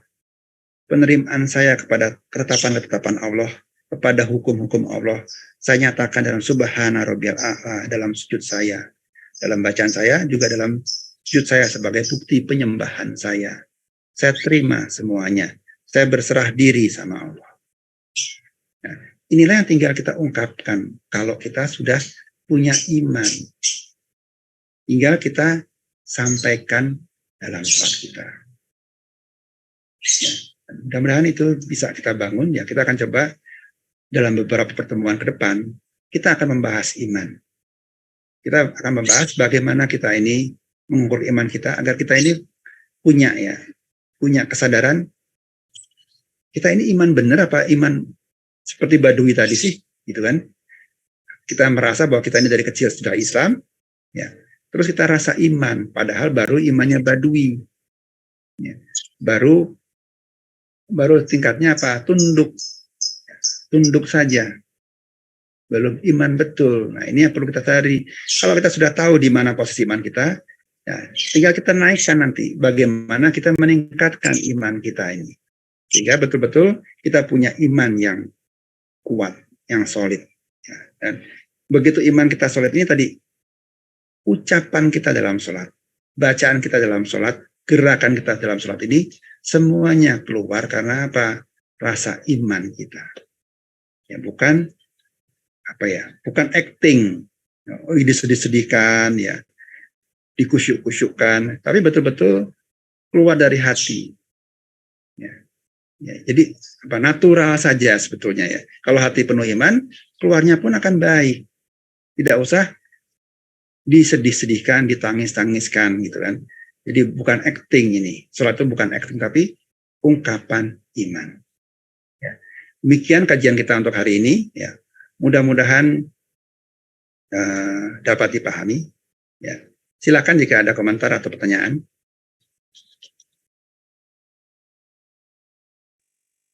Assalamualaikum Pak Ustadz. Waalaikumsalam Mas Teguh. Gimana Mas Teguh? Nah, ini Pak Ustadz, setelah kami menyimak beberapa yang Pak Ustadz sampaikan, itu ternyata kekuatan kita itu tidak seberapa dibanding dengan kekuatan Allah. Kita tidak bisa mengelak apapun yang dikehendaki dengan Allah, Pak Ustadz. Nah, setelah kita menyadari bahwa kita tidak punya apa-apa, terus apa itu perbedaan Pak Ustadz antara kita kan sudah ditakdirkan nih, takdirnya begini. Nah, apakah hubungannya atau korelasinya dengan kita berdoa Pak Ustadz? Apakah bisa yang udah Allah takdirkan itu bisa kita berdoa, kita bisa minta untuk dirubah atau gimana Pak Ustadz? Mohon pencerahannya Pak Ustadz. Makasih Pak Ustadz. Ya. Doa dalam beberapa hadis juga disebutkan itu bisa merubah sebuah takdir. Ya. Ya. Jadi doa sendiri merupakan bagian dari usaha. Usaha pun bisa merubah takdir. Jadi takdir Allah itu bukan kalau saya bayangkan tidak linear, bukan cuma satu. Ya. Jadi bukan cuma satu, ya, tapi ada alternatif takdir itu. Jadi ada beberapa takdir. Misalnya saja kita punya takdir rezeki. Ya. Rezeki itu sendiri kalau dalam kajian rezeki ada beberapa ya. Ada rezeki yang sudah Allah tetapkan, ada rezeki yang dari usaha kita. Ya. Jadi kalau kita katakan gini, kita punya rezeki katakanlah 100. Itu standar kita. Tapi kalau kita kerja keras, ya, kerja pintar, ya, bangun silaturahmi, gitu ya, maka angkanya bukan 100, tapi bisa menjadi 120. Karena yang begitu begitu kita lakukan suatu usaha, ya Allah pun akan merubah takdir. Allah tidak akan merubah nasib suatu kaum, ya, sebelum kaum itu mau merubah dirinya. Nah, itu ada satu ayat seperti itu. Nah, jadi ada Allah takdir itu tidak cuma satu kadang-kadang menurut saya itu. Jadi ada alternatif takdir. Nah, kita tidak tahu alternatif itu seperti apa. Yang perlu kita lakukan apa? Ya berusaha saja sebaik-baiknya. Kita nggak usah mikir. Nah, nanti toh kan sudah ditakdirkan sehingga saya diam aja pun dapat. Ya memang ada seperti itu. Ya, tapi kita tidak tahu takdir Allah yang lain apa. Jadi kalau Umar bin Khattab pernah mengatakan gini ya, waktu ada wabah gitu ya. Umar bin Khattab hendak pergi ke satu tempat. Tempat itu ada ada wabah ya. Kemudian setelah berbagai pertimbangan, Umar tidak jadi masuk ke tempat itu dan dia kembali ke Madinah. Sehingga ada yang mengatakan, oh Umar kok lari dari takdir, oh gak mau terima takdir gitu kan, ini kan mau masuk mau enggak kan, kalau Allah nggak mau kasih sakit ya nggak akan sakit meskipun itu di tempat yang penuh wabah. Tapi Umar mengatakan saya lari dari satu takdir ke takdir lainnya. Ya, jadi ada alternatif takdir yang tinggal kita usahakan seperti apa yang kita pikir baik, kita kerjakan itu saja. Ya tadi ya ada orang yang mungkin seperti COVID ya, ada mungkin orang yang yakin ya penyakit itu kan dari Allah ya. Kalau Allah tidak kehendaki, ya saya nggak akan kena COVID meskipun saya bergaul di tempat COVID. Ya silahkan saja kalau yakin dengan takdir itu. Tapi juga ada orang yang, oh kalau saya nggak pakai masker, nggak cuci tangan seperti itu ya, saya akan gampang kena COVID. Ya, saya coba pakai masker. Nah ini usaha saya untuk menghindari takdir sakit tadi itu. Dan apakah nanti Allah tetapkan saya sakit juga? Itu terserah Allah. Tapi kita coba pikir saja, kerjakan yang menurut kita paling baik. Ya, kalau sampai kena, ya terima takdirnya. Tapi kita usahakan yang sebaik-baiknya. Seperti apa? Ya, kan ya seperti apa? Tidak ya kalau apa? Ya tadi Allah tidak mau merubah nasib suatu kaum sebelum kaum itu merubahnya sendiri. Ya, jadi ya kerjakan itu aja. Kita coba rubah nasib kita. Mudah-mudahan Allah merubah, menempatkan kita pada takdir yang lain yang lebih baik. Ya, itu aja yang kita usahakan. Tapi kita tidak tahu takdir Allah itu berapa macam, seperti apa ya. Tapi kita coba kerjakan sebaik-baiknya. Ya, mudah-mudahan Allah menempatkan kita pada takdir yang lebih baik. Itu saja yang kita lakukan. Termasuk berdoa pun itu pun merupakan bagian dari usaha, bagian dari takdir. Ya. Takdir kita menjadi apa? Kita pengen berdoa. Itu pun dikatakan, itu pun bagian daripada takdir kita. Itu Pak. Teguh. Iya Pak Ustadz. Tapi nambah satu lagi boleh Pak Ustadz? Ya silakan. Ini Pak Ustadz, orang tua saya itu kan dulu kan nggak sholat itu Pak Ustadz. Nah udah dipanggil sama Allah. Nah, terus kalau saya dengar orang-orang bercerita itu yang dihitung nanti itu adalah sholatnya. Nah, terus bagaimana saya sebagai anaknya itu bisa membantu orang tua yang sudah meninggal, Pak Ustadz, mohon pencerahannya, Pak Ustadz. Terima kasih, Pak Ustadz. Ya, ya kan setelah orang meninggal amalnya terputus ya. Selesai juga tugasnya, selesai juga amalannya kecuali 3. Ilmu yang bermanfaat, amal jariah, dan anak yang soleh. Ya, ya sekarang tugasnya Pak Teguh ya jadilah anak yang soleh.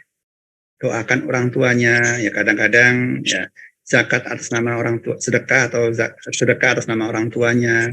Ya, itu saja yang bisa kita kerjakan. Kita kerjakan apa-apa yang orang tua kita ajarkan kebaikan ketika kita masih kecil dulu. Nasihat-nasihat orang tua yang merupakan ilmu yang kita terima dari orang tua kita, coba kita laksanakan. 3, ilmu itu pun menjadi sebuah amal jariah buat orang tua kita. Gitu. Jadi lakukanlah sebagai anak yang soleh. Ya, hanya itu saja yang bisa kita lakukan. Lainnya tidak ada lagi karena sudah terputus. Jadi 3 hal itu saja. Ilmu yang bermanfaat, ya, amal jariah, dan anak yang soleh. Gitu. Ya kalau orang tuanya ada amal jariah ya yang sudah ditinggalkan, misalnya ada memberikan tanah wakaf atau apa gitu ya, yang sudah memang direlakan untuk kegiatan sosial. Nah itu yang dijaga, jangan sampai pesan beliau terhadap sesuatu yang harus dilaksanakan oleh anaknya itu ditinggalkan. Coba dikerjakan juga. Terus apa lagi tadi Mas Teguh mau bicara apa? Itu Pak Ustadz, kan orang tua kan saya dulu tidak sholat, Pak Ustadz, orang tua saya dulu. Karena orang tua saya juga tidak bisa membaca dan menulis, apalagi sholat kan harus ngapalin ini ngapalin itu, jadi nggak sholat, Pak Ustadz. Nah itu sebagai kita anaknya gimana, Pak Ustadz? Kan kasihan orang tua saya nggak sholat, padahal yang dihitung kan sholatnya, Pak Ustadz, katanya. Nah itu mohon pencerahannya, Pak Ustadz. Terima kasih, Pak Ustadz.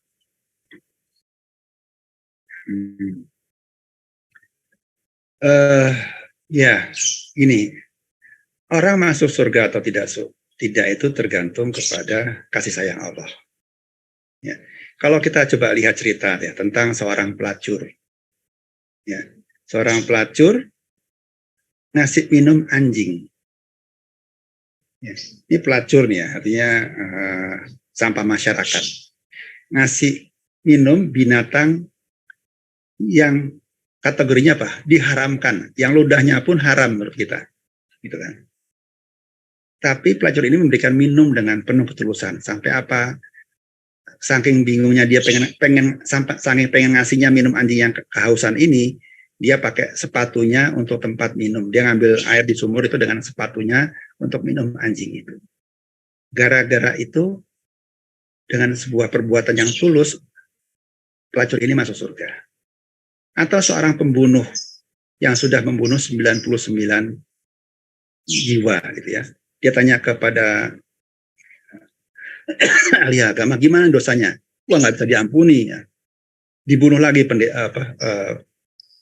pendeta itu gitu ya. Sehingga dia genap 100. Kemudian dia bertanya lagi kepada orang lain, apakah bisa diampuni? Bisa, tapi kamu mesti ke sana, pergi ke sana. Ya. Orang ini tuh berjalan, tapi di perjalanan dia mati. Ya. Ketika diukur jaraknya, ya ternyata dia lebih dekat kepada tempat dia akan bertobat. Ya. Ternyata apa? Dia masuk surga. Jadi kita tidak tahu mudah-mudahan ada sebuah kebaikan dari orang tua Mas Teguh ya, yang membuat Allah itu sayang kepadanya. Sayang sehingga apa? Ya meskipun karena tidak sholat ya, karena ketidaktahuan ya, kekurangannya ya, katakanlah maaf ya, kebodohannya seperti itu ya, Allah ampuni itu. Nah tinggal Mas Teguh sebagai anak ya mohon ampun kepada Allah atas kekurangan orang tua itu yang tidak bisa sholat dengan segala macam alasannya. Ya. Mohonkan ampun sama orang tua. Mudah jika diterima semua amal kebaikannya.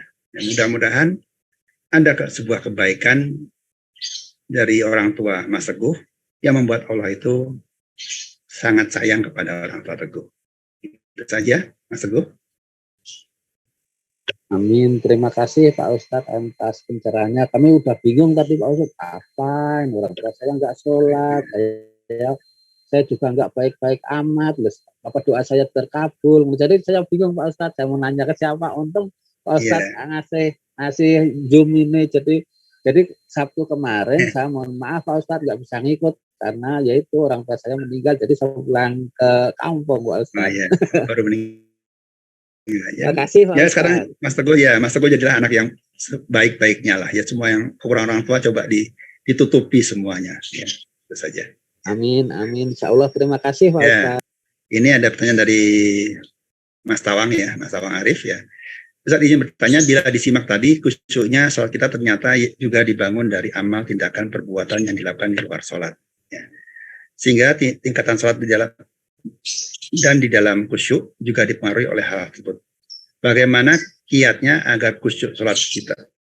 Khusyuk sholat bisa berpengaruh dalam kegiatan sehari-hari. Sehingga saat kita bekerja juga bisa diwarnai dengan khusyuknya sholat. Oke, coba kita melihat kembali yang sudah pernah saya presentasikan mungkin ya.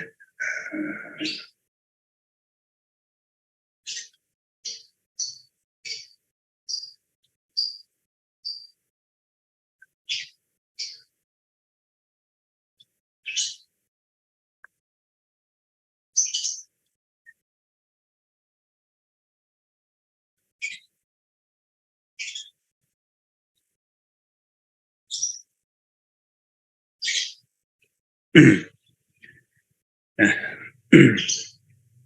sholat adalah sebuah zikir tertinggi. Puncaknya ingat Allah. Ya. Kalau kita betul-betul ingat Allah dalam sholat kita, ya betul-betul saat ini betul-betul kita ini merasakan kedekatan dengan Allah, maka rasa ingat itu akan tetap ada setelah kita selesai sholat. Dan inilah yang dimakan oleh Allah agar kita menjaga ingat kita setelah sholat dalam keadaan berdiri, dalam keadaan duduk, dalam keadaan berbaring. Ya. Jadi kalau sholat ini betul-betul ya sebagai sebuah puncak tertinggi, ya, kita bisa betul-betul merasakan kedekatan dengan Allah, kehadiran dengan Allah. Tentunya ini bisa berbekas kepada hati kita setelah selesai sholat.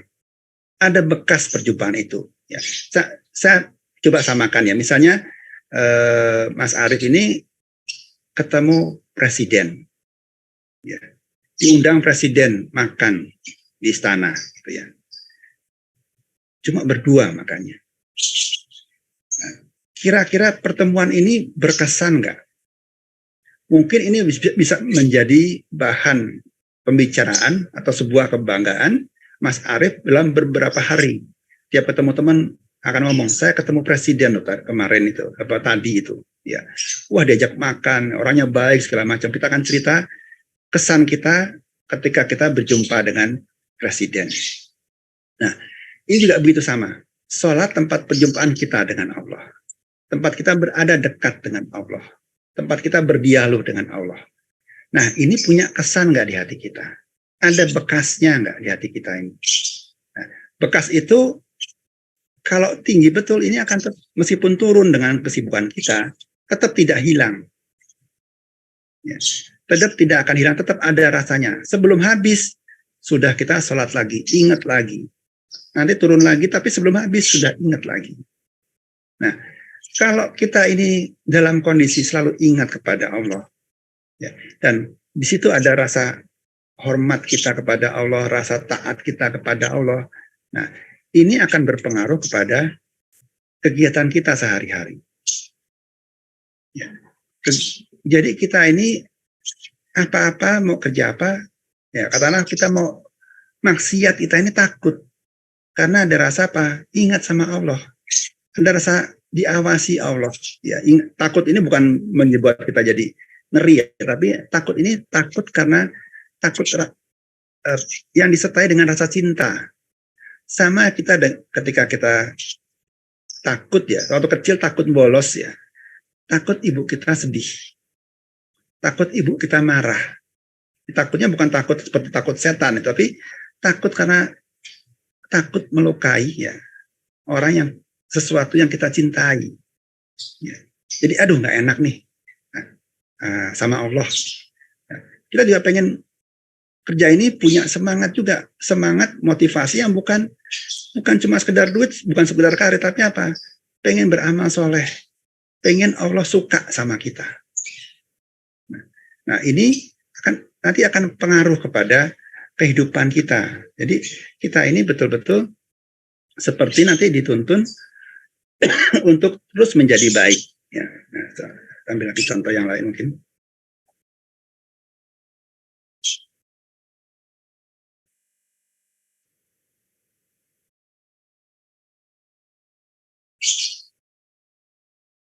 Belum jadi.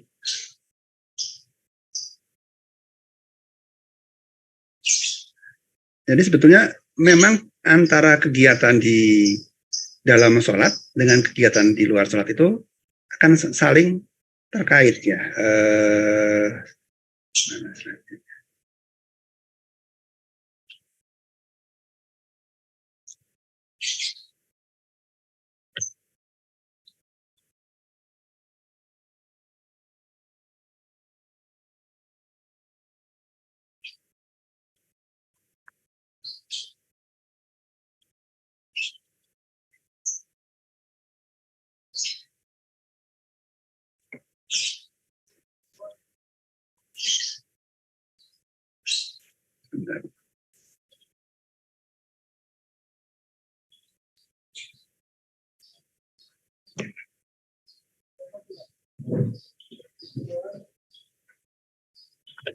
Sorry nggak ketemu itu slide-nya. Tapi tadi antara kehidupan kita di luar sholat dengan di dalam sholat itu saling terkait betul. Jadi begitu kita ini ingat Allah tadi, ya, semua tindakan kita ini akan ikut maunya Allah. Kalau kita berkata, kita akan berkata jujur. Kalau kita dapat amanah, kita akan pegang amanah itu. Kalau kita janji, akan kita penuhi janji itu. Ya. Kalau berbisnis, ya kita jujur bisnis kita. Ya. Kalau kita kerja, kita semangat betul, ya karena motivasi dasar kita ini bukan karena uang, bukan karena harta, tapi karena kita ini ingin menjalankan tugas kita sebagai khalifah di muka bumi. Jadi betul-betul kita ini akan melakukan tugas kita dengan sebaik-baiknya. Inilah yang perlu kita sadari. Dan ini akan berpengaruh sekali sholat kita. Ya, ini mungkin ada slide yang lain yang mungkin lebih sederhana ya. Nah, ini sebenarnya nanti akan kita bahas pada 2 pertemuan yang akan datang ya. Ada ciri-ciri ya, ciri-ciri sholat ya. Ada orang kafir ya dia tidak sholat. Ya. Di luar sholat ya dia cuma beriman sebagian, kafir sebagian. Kalau diberi peringatan tidak diberi peringatan sama saja. Ada orang munafik. Orang munafik cirinya waktu sholat adalah sholatnya malas, sholatnya ria, sholatnya lalai. Di luar sholat ya, mereka merasa beriman. Ya. Orang kafir itu mengatakan dirinya kami beriman, padahal mereka tidak beriman, kata Allah ya. Kalau berkata mereka dusta, kalau janji ingkar, kalau berkhianat amanah, kalau diskusi ngotot. Nah, ada orang beriman. Nah, mudah-mudahan kita masuk dalam bagian ini. Kalau sholat apa? Khusyuk. Dan sholatnya dipelihara, dijaga agar berjalan dengan sebaik-baiknya. Di luar sholat, dia tidak mau membuang waktu dengan sia-sia. Dia menghindari dari perbuatan dan perkataan yang tiada berguna. Dia tidak berzina, dia berzakat, dia memegang amanah dan janjinya. Hatinya bergetar jika disebut nama Allah. Ya. Imannya bertambah jika dibacakan ayat-ayat Allah. Ya, hanya kepada Allah dia bertawakal. Tidak ada khawatir dan sedih hati. Ya. Tidak berkasih sayang dengan orang yang menentang perintah Allah. Dan mau menerima peringatan ya dari berdasarkan ayat-ayat Allah. Nah, jadi antara sholat dengan hidup di luar sholat ini harusnya nyambung. Ya. nggak ada cerita ya orang yang ya orang yang suka bohong, orang yang suka ingkar janji, orang yang nggak bisa pegang amanah, sholatnya khusyuk. Ya, ini nggak mungkin. Ini satu setel. Ya, sholatnya begini, ya di luar sholatnya ya kira-kira begini. Kalau sholatnya seperti ini, harusnya di luar sholat dia akan seperti ini. Jadi nggak mungkin dia nyebrang. Aku khusyuk, tapi kok suka bohong? Nggak mungkin, khusyuknya palsu mesti gitu. Ya. Aku khusyuk, tapi kok kalau janji kok meleset terus, gitu. Ya, nggak pernah tepat, gitu. Dengan ringan mengingkari janji. Nah, ini nggak mungkin sholatnya khusyuk. Ini pasti kelompok sholatnya ya sholatnya di sini. Nah, inilah yang akan berpengaruh ya. Iman ini yang membuat sholatnya khusyuk dan membuat hidupnya seperti ini. Begitu dia di sini, ya, kerjakan ini, Allah suka dengan orang ini, suka dengan hamba-hamba yang taat, dengan hamba yang soleh, dia akan dibimbing untuk khusyuk. Dia menjadi semakin khusyuk. Nah, terus ini akan berkaitan. Semakin lama, semakin baik. Begitu juga dalam khusyuk. Nah, ada di luar sholat ya. Sholat itu tempat kita mendapatkan petunjuk Allah, mendapatkan bimbingan Allah. Kalau di luar sholat kita punya masalah, kita sholat, nah, kita akan selesai sholat itu dengan punya semangat baru, punya keyakinan baru, ya, punya pandangan-pandangan baru, yang kadang-kadang kita ini nggak pernah, yang kadang-kadang kita kagum dengan diri kita sendiri. Kok aku bisa sih seperti itu? Bisa ngomong kayak gitu, bisa ngerjain itu, sesuatu yang mungkin yang sebelumnya tidak pernah kita pikirkan. Tiba-tiba kita ini bisa ya, menjadi terlihat sangat cerdas ya. Ada masalah-masalah kita bisa keluar dengan solusi-solusi yang kita sendiri kadang-kadang tidak pernah berpikir seperti itu. Tiba-tiba seperti apa? Mendapatkan banyak ilham dalam diri kita sehingga ucapan kita, tindakan kita ini betul-betul ya bisa membuat diri kita kagum dengan itu. Karena ini semua dapat dari Allah, dapat tuntunan dari Allah ya, sehingga gerakan kita, pikiran kita, bicara kita ini semuanya adalah dalam tuntunan Allah. Mudah-mudahan seperti itu, Mas Arief ya. Kita kerja sebagai hamba Allah ya, sebagai abdinya Allah ya. Kita sholat mohon kepada Allah tuntunannya, kekuatannya, bimbingannya, keberkahannya. Nah, sehingga selesai sholat ini kita ini seperti punya tenaga yang luar biasa ya. Karena orang sabar ya, orang iman itu punya tenaga berlipat-lipat dibandingkan dengan orang tidak beriman. Ya, nanti mungkin kita akan bahas dalam 2 atau 3 pertemuan ke depan ya. Ada ciri-ciri orang sabar ya, yang kadang-kadang tidak sesuai dengan apa yang kita pikirkan. Kalau kita pikir orang sabar itu lemah ya, ternyata orang sabar itu bisa punya kekuatan 10 kali lipat daripada orang kafir. Ya. Jadi kalau ada 100 pasukan 100 orang-orang sabar, niscaya dia bisa mengalahkan 1000 pasukan orang kafir. Ini ada ayatnya, mungkin nanti kita akan bahas itu. Jadi orang sabar, orang takwa itu akan menjadi orang hebat. Ya. Seperti yang dijanjikan dalam azan, ya, hayya 'alas shalah, hayya 'alal falah. Karena itu kita perbaiki sholat, agar kita bisa perbaiki hidup kita. Itu saja, Mas Arief.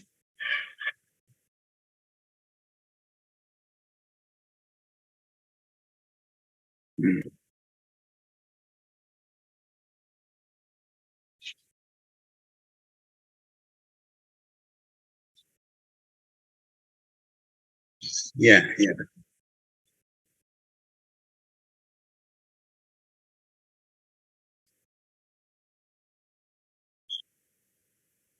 Betul ya. Iya, ya, ya, baik. Baik, kalau itu kita tutup ya. Kalau memang ada pertanyaan silakan dimasukkan saja ke WA Group karena sudah jam 10 lewat ya, sudah lewat dari waktu kita. Dan mudah-mudahan pada pertemuan hari ini bisa bermanfaat bagi kita semuanya, termasuk diri saya sendiri ya.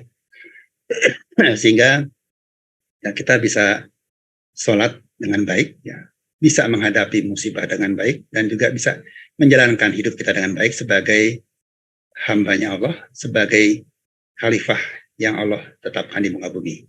Demikian, kalau gitu kita tutup dengan kajian kita dengan membaca doa untuk majelis. Subhanallahumma wa bihamdika asyhadu an la ilaha illa anta astaghfiruka wa atubu ilaik. Assalamualaikum warahmatullahi wabarakatuh.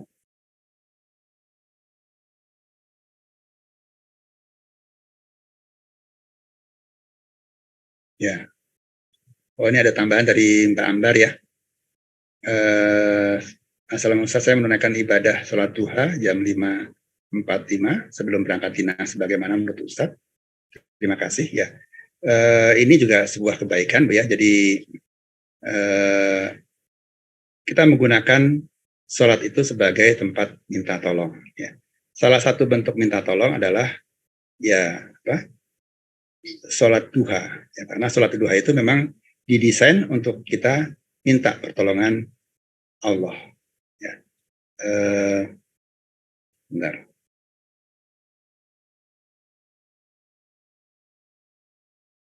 Ada sholat-sholat memang yang didesain untuk minta pertolongan dari Allah. Ya, sebentar.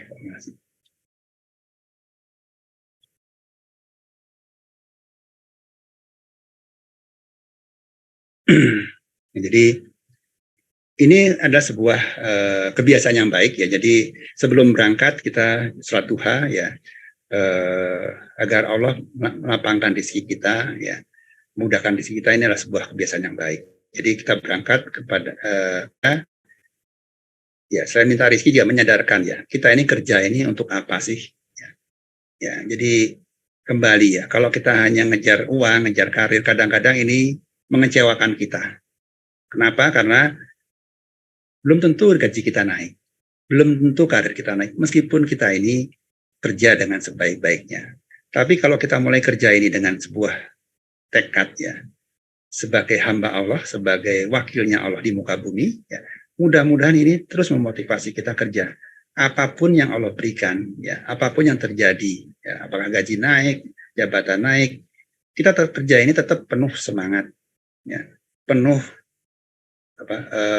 kesungguhan, ya, karena ini merupakan tempat kita berbakti, tempat kita beramal soleh. Jadi jadikanlah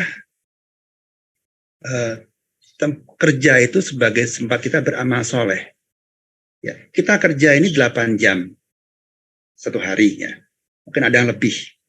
Ya, jadi sementara kita ini waktu punya 24 jam. Ya, 8 jam tidur, 8 jam kerja, 8 jam mungkin beraktivitas lain. Ya, tambah lagi 1 jam mungkin di jalan. Nah, 8 jam ini kalau tidak kita manfaatkan sebagai tempat kita beramal soleh, rugi. Sayang waktu yang panjang ini, yang dimana kita ini betul-betul banyak beraktivitas itu tidak kita lakukan berdasarkan Allah. Kita kejar hanya harta, karir, gitu kan, jabatan. Nah, ini sayang. Kalau ini kan sia-sia. Jadikan ini betul-betul menjadi motivasi kita. Kita ini kerja karena lillahi ta'ala. Sehingga ini menjadi sebuah amal soleh. Ya, ini manfaatkan waktu ini. Jadi gunakan kerja ini sebagai tempat kita amal soleh. Nah, dimulai dengan duha, itulah sebuah kebaikan yang sangat baik ya. Kita menyadarkan kita ini kerja karena sebagai wakilnya Allah. Ya, seperti Pak Dokter Tawan jadi dokter ya, kerja untuk apa? Untuk menyembuhkan orang, menjalankan sifatnya Allah sebagai as-safi, sebagai yang maha penyembuh. Penyembuh lewat tangan dokter, penyembuh lewat tangan perawat. Jadi menjalankan sebuah tugas, sebuah wakilnya Allah, menjalankan fungsi-fungsinya, sifat-sifatnya Allah. Nah, kalau ini terjadi, 8 jam, 9 jam ibu kerja ini menjadi sebuah amal soleh. Bahkan mungkin menjadi amal jariah, karena apa yang disembuhkan ini berdoa, ya, yang mendapatkan bantuan dari ibu ini, mendoakan ibu menjadi amal jariah dan sebagainya. Ini akan memberikan manfaat yang besar bagi hidup kita. Jadi gunakan ya waktu kerja kita ini sebagai tempat ibadah. Itu kira-kira Mbak Ambar. Ya. Terima Baik. kasih Ustadz. Ya, baik. Kalau gitu kita tutup aja kajian kita ini ya. Terima kasih semuanya. Sampai ketemu mungkin 2 atau 3 minggu yang akan datang. Akan kami umumkan dalam grup seperti biasa. Demikian. Assalamualaikum warahmatullahi wabarakatuh.